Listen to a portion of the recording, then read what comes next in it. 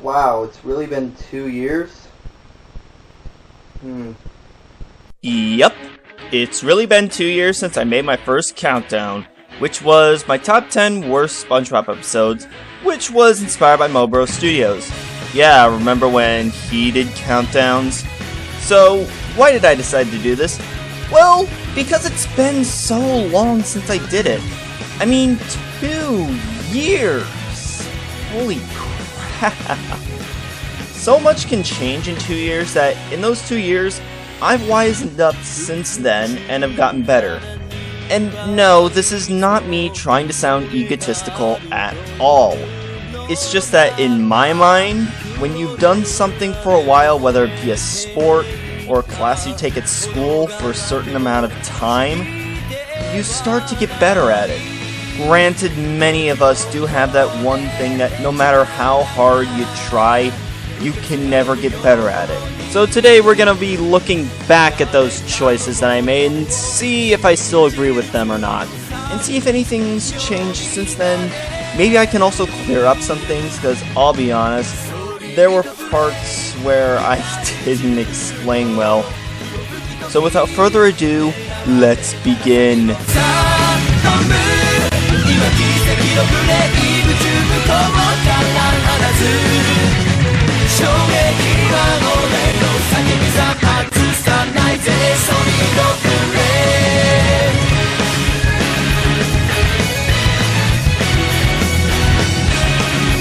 Number 10 was Hide and Then What Happens. I would say that my opinion hasn't changed on this, if you guys were actually able to hear me for most of my explanation. Yeah, I know I put an annotation explaining my thoughts, but I think actually saying it out loud can express better than words on a screen. In short, nothing of substance happens in the episode. Patrick is basically brain dead, so there's that. Oh, and how can we possibly forget about Patrick Northstar? Probably the laziest doppelganger name ever. It's like if Mike decided to name himself Not Illini Guy 34. Come on. This couldn't have been the best the writers could have come up with. Number 9 was Move It or Lose It. Looking back at this, it's not a terrible episode, but it isn't something I'd recommend. I guess we could just put this in the meh category. It is a somewhat entertaining Krabs and Plankton episode, seeing them go back and forth with each other. But certain things that play on the episode, especially that moronic ending, makes me look down upon this episode. Would it be on this list if I did it today? No, it wouldn't. Number 8 was It's a SpongeBob Okay, you know, let's just get to it. Okay, this was my most controversial pick when this list first came out. Let me say this. My opinion has changed dramatically. Still not fond of the animation's look due to it making everyone look dried up. Seriously, they're supposed to be underwater and they look like they need lotion. But the story is interesting and I like the song Don't Be a Jerk. You see, I'll admit, when I first talked about this episode, I really didn't know what I was doing. If I were to do this list today, this would be nowhere near making the final cut, or even an honorable mention. Yeah, my opinion hasn't changed on this since I first looked at it 2 years ago. Though looking back, this isn't so much a Squidward torture porn. It's really more of a SpongeBob takes everything too literally and acts like a fucking idiot in the process episode. Also, never watch romantic comedies with SpongeBob! You will regret doing so. Number 6 was The Play's a Thing. This is another episode that I still have the same opinion on. I still hate the mistreatment of Squidward, still hate how douchey the customers are. Like, oh my god, it's awful. It's truly, truly awful. And I'm really just stalling at this point due to what's at number 5, which is Sentimental Sponge. Who thought it was a good idea to have SpongeBob become a hoarder? It's disgusting. The way he becomes one is too stupid, even by modern SpongeBob standards. and the lesson of clean up after yourself is completely thrown out the window with such a horseshit ending. I know that there are some people out there that like this episode, which, good for you if you do. More power to you. But I always found it to be incredibly stupid. I mean, a fucking hoarder. Why? Number 4 was Tentacle Vision. And you know what?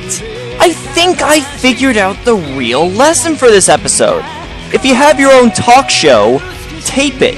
Cause if you do it live, your moronic neighbors will come and ruin it, then your boss will come and ruin it too, then many others will do the same, then the channel your show is on will completely change your show and not even include you, despite your fucking name being in the title of the show, which results in your life sucking more.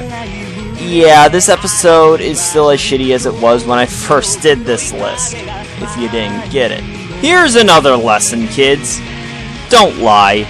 If you're jealous of someone and some important looking people think you are that person, don't lie and say you are that person. Why?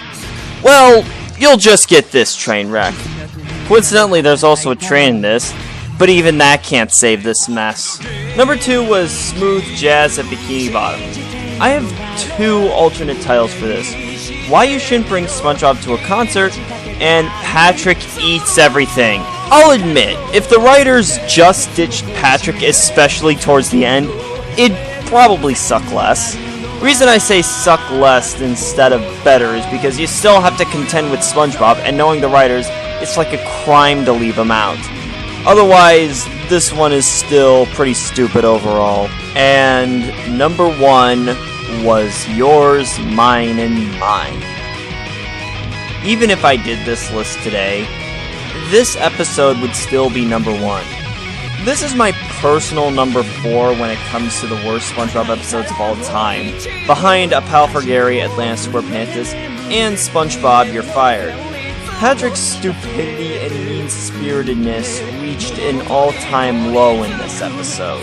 It's supposed to teach sharing, yet I don't know how it got fucked up in the process.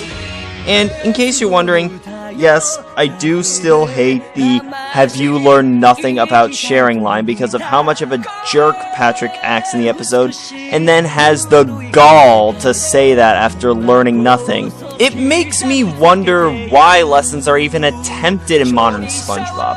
And before anyone says, it was supposed to parody episodes that teach sharing, nerd, why all the mean-spiritedness then?